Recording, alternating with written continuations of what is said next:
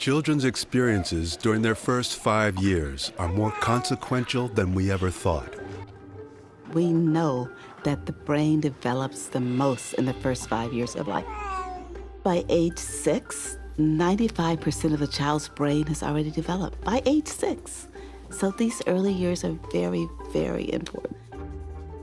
And of all people, not just parents, pediatricians, and teachers, but economists are paying attention.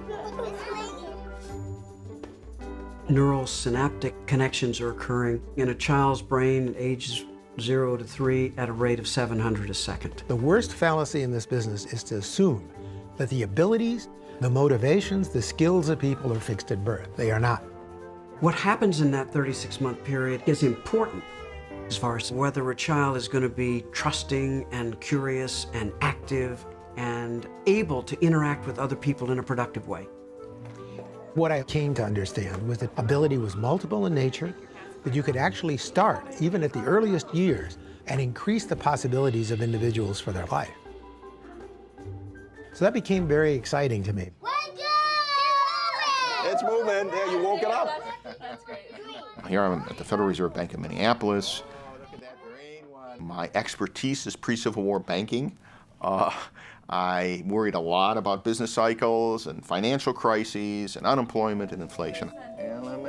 How does somebody with that background, I know that song, get involved with early childhood, prenatal to 5?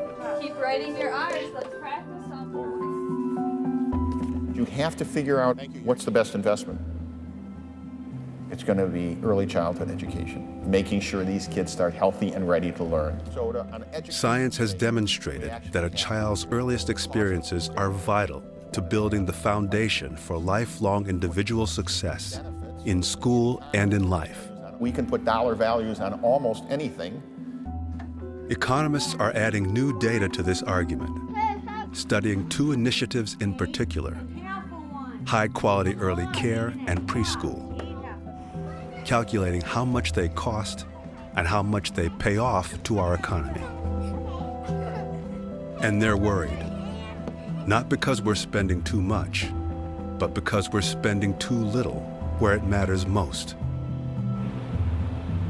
You can make moral arguments for higher ed, for K through 12, for reducing crime, for reducing pollution, but policymakers need more than moral arguments. We asked a very direct question that most economists or business people would ask. What was the return on the investment? The first study to catch the attention of Rolnick and other economists was from a high-quality early childhood experiment for low-income children in Ypsilanti, Michigan, called Perry Preschool. Founded in 1962, Perry Preschool grew out of the spirit of that time: the growth of the civil rights movement, desegregation, and equal opportunity. The Perry children had master's-level teachers and low student-to-teacher ratios. Educators even visited the families at home every week. The children that were receiving the Perry intervention received 3 hours per day of a cognitively rich preschool program, right? That focused on things such as math, literacy, play-based approaches, focus on engaging their imagination and their own investment in their learning.